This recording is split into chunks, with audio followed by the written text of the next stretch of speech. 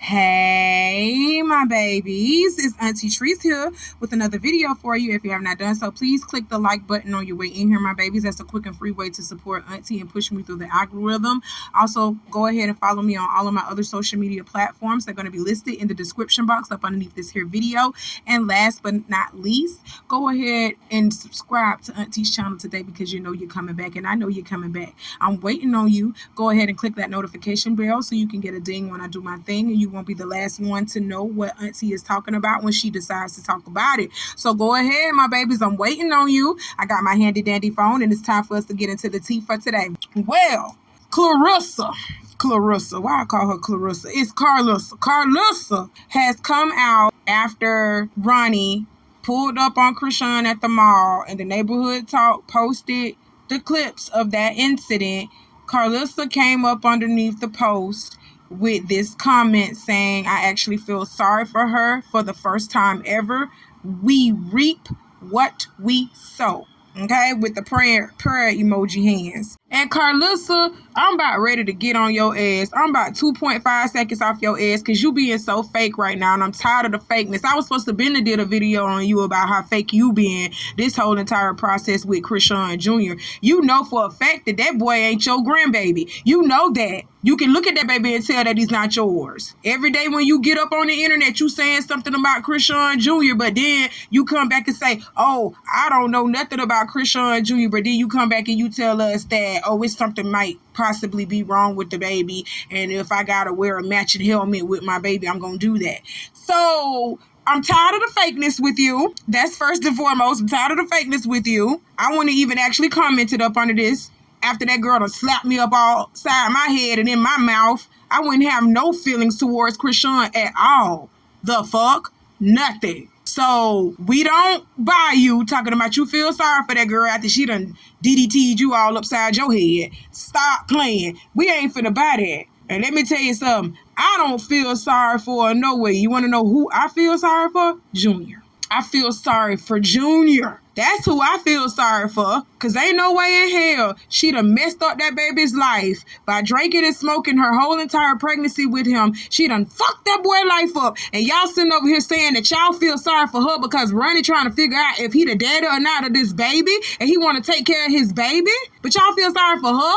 At least somebody want to help the child. At least somebody want to do right by the baby. Because all I see is y'all talking about Krishan.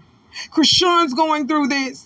Krishan, oh my God, why don't y'all just leave her alone? Oh, I wish Blueface was back home because y'all wouldn't be doing this if Blue was home. Hell yeah, I done seen that. I done seen y'all act like that and sitting over here talking about, oh, y'all wish Blueface was home. None of this should be happening if Blueface was home. Didn't y'all just say that Blueface was the one that was ruining Krishan? Now y'all want her with him? You stupid hoes.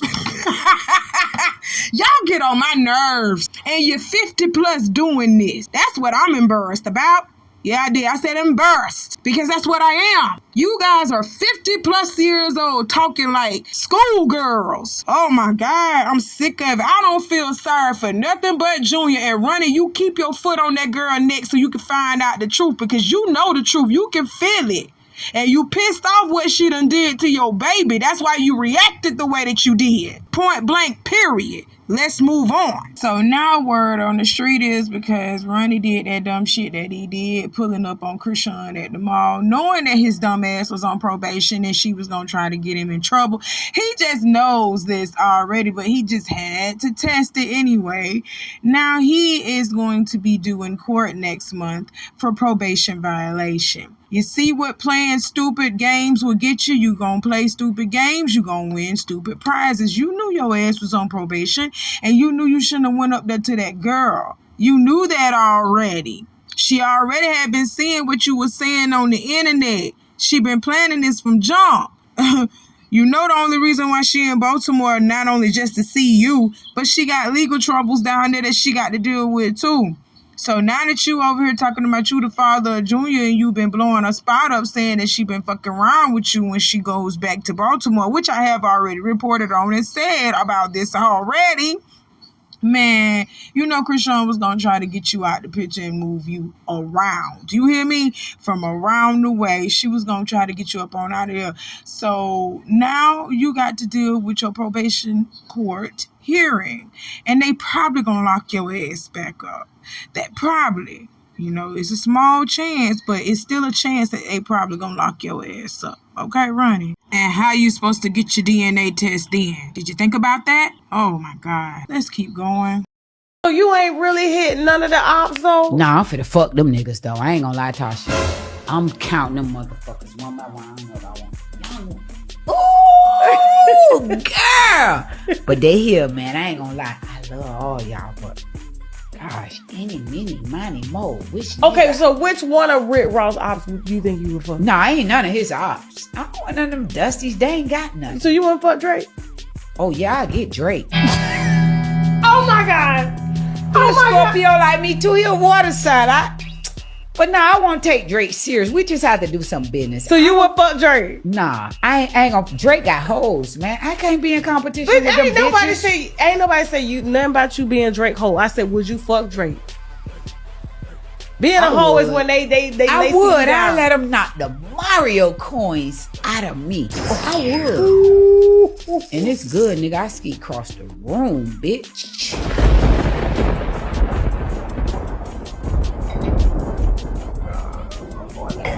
I'm going to hell. Okay, y'all, hit that like button for me. Hit that like button for me. And we are listening to Tia Kemp talking on Tasha K's show about whether or not she would smash any of Rick Ross's ops.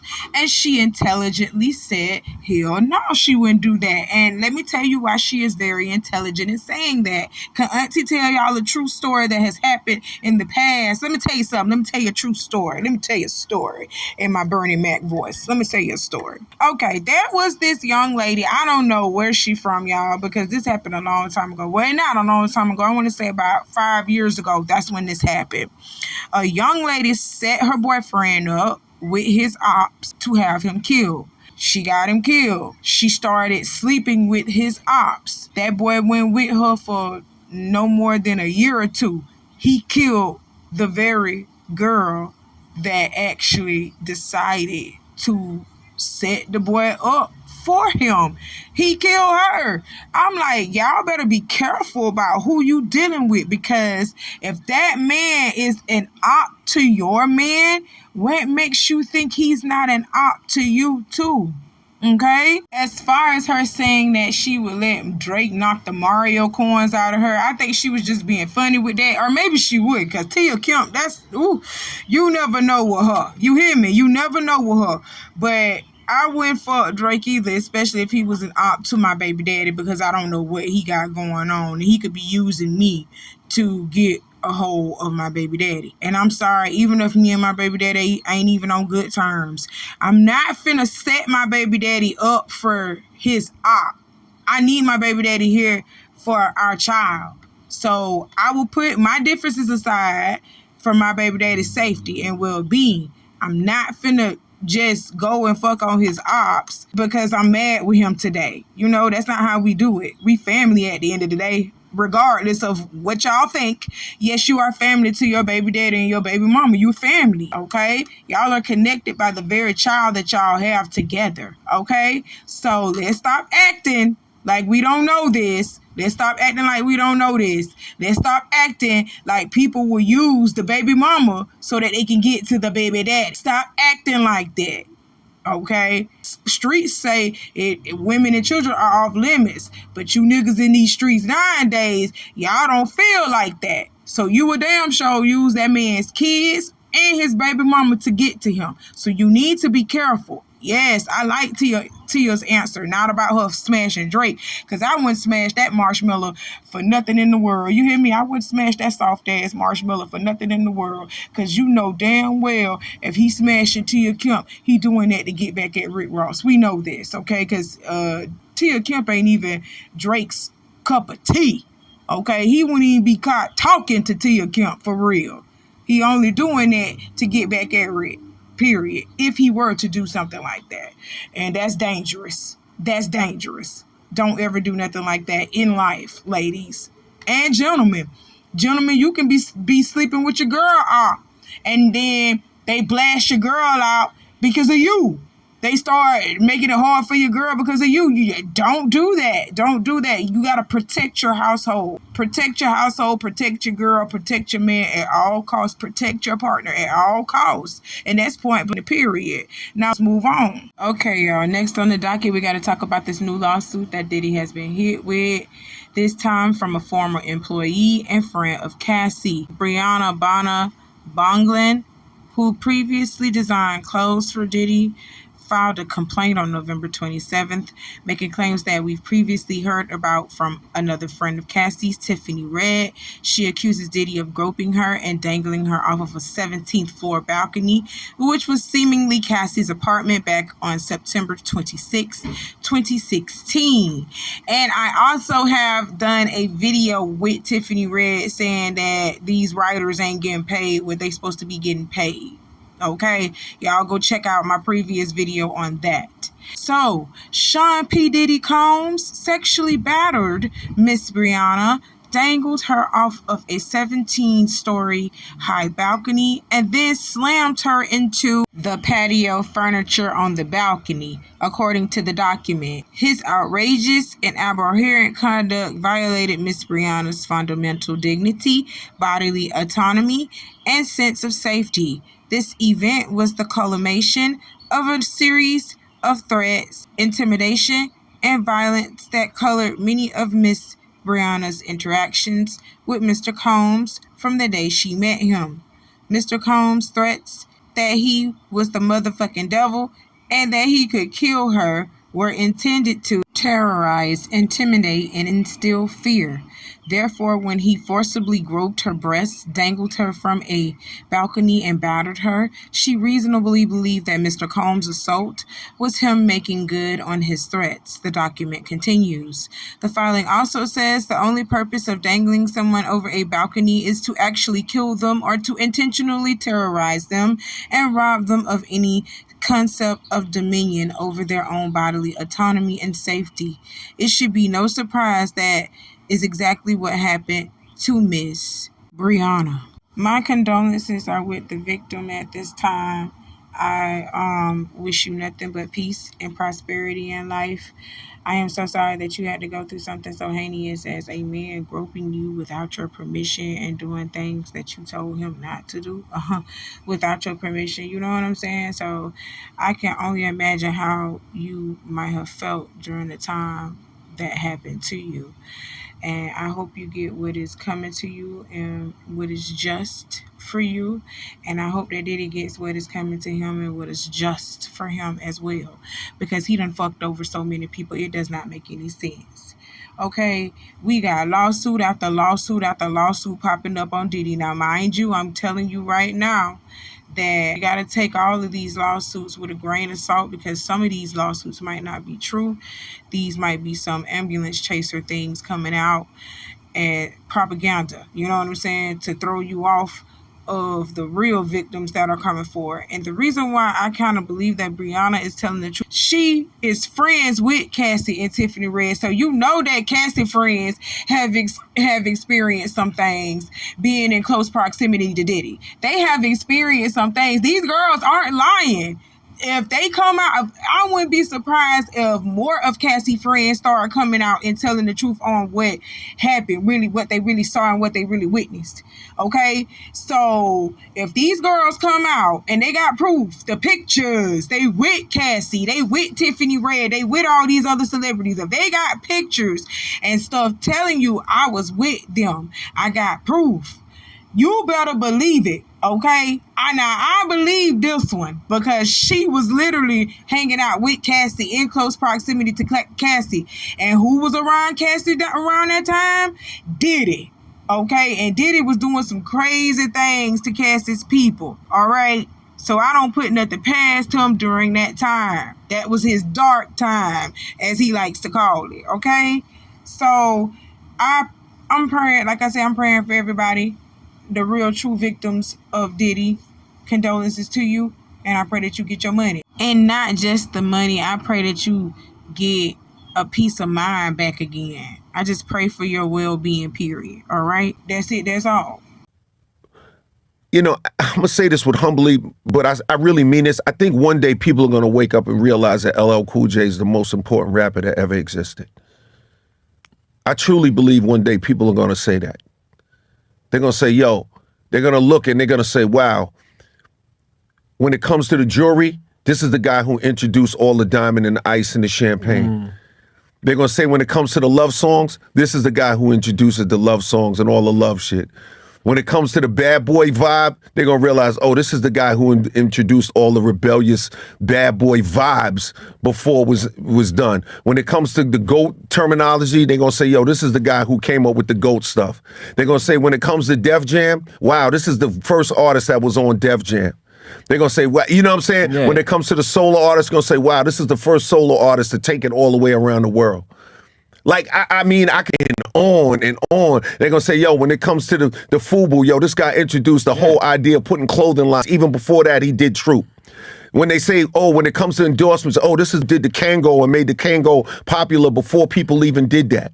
When they talk about television, they're going to say, oh, this is the guy who did the credible stuff on TV and at the same time was still making credible records and wasn't just doing TV and using rap as a launch pad.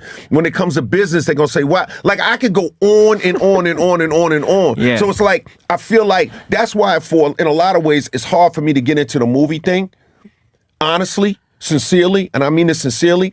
And it's like, that's why it's not really that interesting for me because I'm doing so much and I've done so much for the culture that it's almost like it's unfathomable.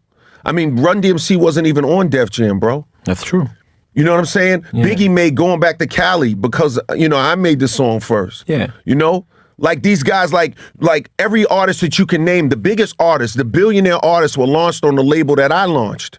Yeah, and even no, but seriously, like I mean, these names, like the biggest names in hip hop that come from the '90s, and I'm saying this with love. I'm not trying to be funny style. I'm not trying to be arrogant. I really sincerely, I'm just saying when you look at you take guys like Jay, these guys. Okay, y'all, hit that like button for me. Hit that like button for me. This is our last point that we have to talk about for today.